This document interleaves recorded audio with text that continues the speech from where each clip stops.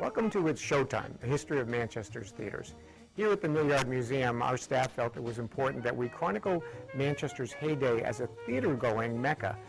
In the early 1900s, when television news had not yet come to the fore, movie experience was a big part of growing up in Manchester. Neighborhood theaters sprung up throughout the community, as many as 20 at one time, on both the east and west side of the Merrimack River.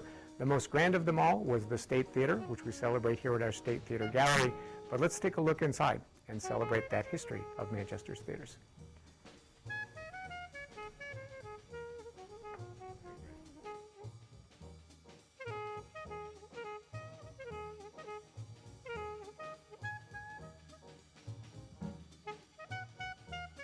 People of a certain age may remember the Crown Theatre when it was a place to celebrate film in Manchester, as well as the Lyric. This theatre was on Hanover Street, across the street from the Palace. But to this day, it's the Palace that still captures the public imagination. I love this colorized version of the Athens building in which the Palace was built and opened in 1912. They actually had a contest to see who would come up with the proper name for the Palace Theatre, and the young lady who came up with the Palace won a $20 gold piece from the founder, Arthur Charis. To extend it further outside of the downtown area, the Empire was in the neighborhood known as the Hollow, and after its days as a movie hall, it eventually became a live performance venue until it was closed probably around the turn of the last century, around the year 2000.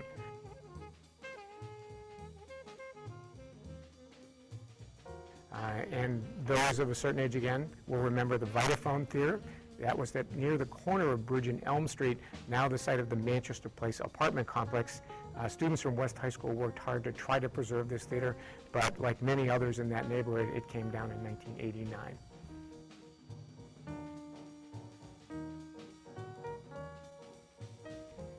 The State Theater was the grand movie palace in Manchester with 2,400 seats. This particular film, Holiday Inn with Bing Crosby and Fred Astaire, remains a holiday staple. And I wonder about going to see a winter-based film when they're advertising the air conditioning at the State Theater with the frigid-looking lettering logo celebrating the air conditioning at the State. The Rex Theater is the theater that we hope to preserve in Manchester. This poster was presented to us by the folks from Red Oak Properties. It's on display in their Hanover Street property. But right now there's a group called the Old Saul Music Hall that hopes to bring the Rex Theater back as an entertainment venue in the city, one that will show small independent films, poetry readings, musical performances of an adult nature, like the Tupelo Music Hall in Londonderry. We think that could be an important future venue for the city. Dating back to the war years, theaters were important gathering places during the war because oftentimes that's how people got their information into what was happening in the world, particularly during World War II. The notion of a movie newsreel was enough to make people go to the theaters before television news. So they would get their updates, and while they were there, the government made sure that war bond drives were being conducted in Manchester theaters to help raise money for the war effort. This particular banner was discovered under the stage at the Lyric Theater by a member of our association, Kevin Bourgeois, who donated it to us. It was in serious disrepair, so we invested funds to restore the banner at a major textile conservator in Andover, Mass. So this has become a highlight for many people because it celebrates the war bonds that were conducted at all the State, Palace, Strand, and Crown theaters. So a nice showpiece here to celebrate a different element of Manchester's theater history, not just movies, but also helping in the war effort. Again, the Rex Theater, the Arcadia Ballroom out by Lake Massapequa was a great gathering place, and the Strand Theater today exists only in a mosaic tile pattern that exists on Hanover Street. In 1985, a terrific fire destroyed most of what was known as the Opera Block, including the Strand Theater. So in addition to old posters like this, the last vestige of the Strand Theater is that mosaic tile that you see when you walk up Hanover Street. When I mention the West Side, being a West Side boy, this photograph is terribly evocative for me and for others because this view looking down Amory Street on the west side, these battlements, if you will, are part of what is Simpson Park on the west side. So here you have Coolidge Ave and Amory Street coming together in what was the old Flatiron district of Manchester. And right here, here's the Modern Theater, billboard advertising a film starring Edward G. Robinson. And for people of a certain age from the west side of Manchester, look at this and can't help but harken back to what was a grand old neighborhood. This is the facade of the modern theater as it existed. This photograph comes to us courtesy of Gary Sampson and part of the New Hampshire Visual History Product. So again, many thanks to Gary for sharing this with us. Keith Albee, the Albee Theaters and the Keith Theaters were big players in Boston, and they also had a presence in Manchester at the Palace Theater in the early 1920s and 30s. When they didn't show just films, they also housed both burlesque and vaudeville performances at the Palace and the Strand and other theaters on Manchester's Great White Way, which was Hanover Street. We mentioned the Palace is in its second century now of providing entertainment to people in Manchester. So we thought to get some of the costumes from the various performances they've had through the years, from Les Mis, from A Christmas Carol, and of course everybody's favorite Morticia Addams from the Addams Family. So our thanks to the Palace Theater for letting us share some of the costumes with the mannequins that would bring these performances back to those of us who were there at one time. I mentioned the Rex Theater earlier, the Arcadia, again, out by the lake. This is one of the only existing photographs of the Rex Theater. The marquee is tucked in right here. It was on Amherst Street, 23 Amherst Street, right next door to the former Union leader. So I applied my journalistic profession in this building next door for many years. The Rex lived on as a rave club for many years, Club Liquid, and had really become a detriment to downtown. The city has since purchased the theater building, and again, working with the nonprofit Old Saul Music Hall, we hope to bring it back as an entertainment venue in Manchester. Long before he served as our nation's president, Ronald Reagan was a B-movie actor of some renown, starring with Errol Flynn in Desperate Journey. We're so happy that people around Manchester have saved these posters from early theaters, and they've shared them with us. This is part of the MHA collection, which we're happy to have as part of this exhibit. The State Theater was owned by a gentleman named Bernard Hickey, and many of his former employees are still here in Manchester and get to tell stories about his theater empire, if you will, including the State Theater. It opened in 1929. This is a great shot of the projection staff at the State Theater, which became a major showcase for film, not just in Manchester, but for all of New Hampshire, given the size of the theater with almost 2,400 seats. This is a typical line at the Strand Theater, and this is extending more than 3 blocks from the front of the theater. The front of the theater is around the corner on Hanover Street.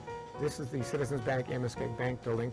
This is Nutfield Lane, and then it curves behind the Rex Cinema and the old Union Leader building to give you a sense that for this film, people were willing to wait in a block 3 lines long to catch whatever film it was they wanted to see in 1940.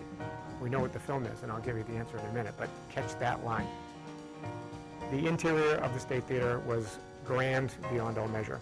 In these days, going to the theater was an event. You didn't go in your warm-up suit and your flip-flops. People dressed for the theater.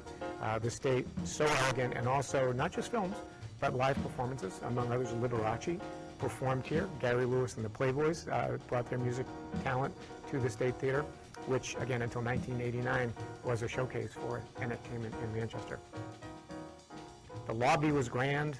If you were going to see an epic film like Dr. Zhivago or Bridge on the River Kwai, Ryan's Daughter, David Lean epics, this is where you'd wait before the film began and go to the concession stands, and during the intermission, yes, we had intermissions and long films in Manchester, you'd go back into the lobby and you would find your way to the refreshment counter and prepare for the second half.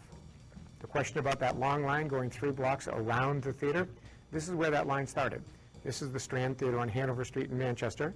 We're showing an Abbott and Costello film, and in 1940, Abbott and Costello were of such significant stature that they could draw fans to stand in line 3 blocks long to catch the latest film by Abbott and Costello. I don't know who had the wherewithal or the smarts to save a piece of the carpeting from the State Theater, but when you see this swatch of carpeting and hold it up next to the photograph, you can see, in fact, that this is a piece of the State Theater history. After it had morphed into a twin cinema, Cine 1 and 2, they actually split the theater in half vertically. So the lower level became Cine 1 and the former balcony level upstairs became Cine 2. So it was an effort to preserve the theater as best they could.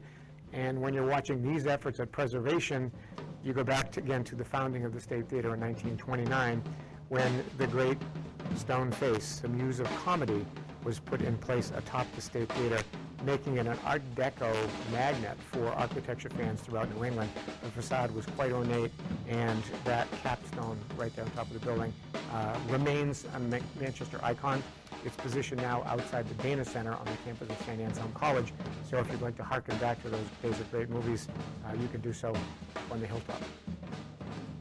Posters celebrating the theater and its many different venues, the Palace hosting jazz with Woody Herman, Brigadoon, the Fantastics, live performances at the Palace by different theater troupes who would make use of the theaters, not just for filming it, but for live performances. And that was a big part of it. When we start tracing the demise of Manchester theaters, I mentioned the fact that the State Theater came down in 1989. It lived on as long as possible. These photographs were taken as the back of the theater was being demolished. You can see the light coming through. The devastating fire in the Opera Block on Hanover Street that wiped out the Strand Theater. Miraculously, the Palace Theater was saved because when it was built in 1912, there had been a series of theater fires throughout the country. And so fire laws were put in place in which the Palace, to be built and get occupation permits, had to create a firewall, a brick firewall. And in 1985, on the day of this fire, that's what saved the Palace Theater. That and some enterprising citizens like John McClane and Silvio Dupuy, who realized the Palace was in jeopardy, and they thought it was worth saving. They've invested the time and the money, and we in Manchester get to reap the benefits of that vision today. And the new and revamped Palace Theater, which is now in its second century of operation, and that was our impetus in creating this exhibit that would celebrate the history of Manchester's theaters.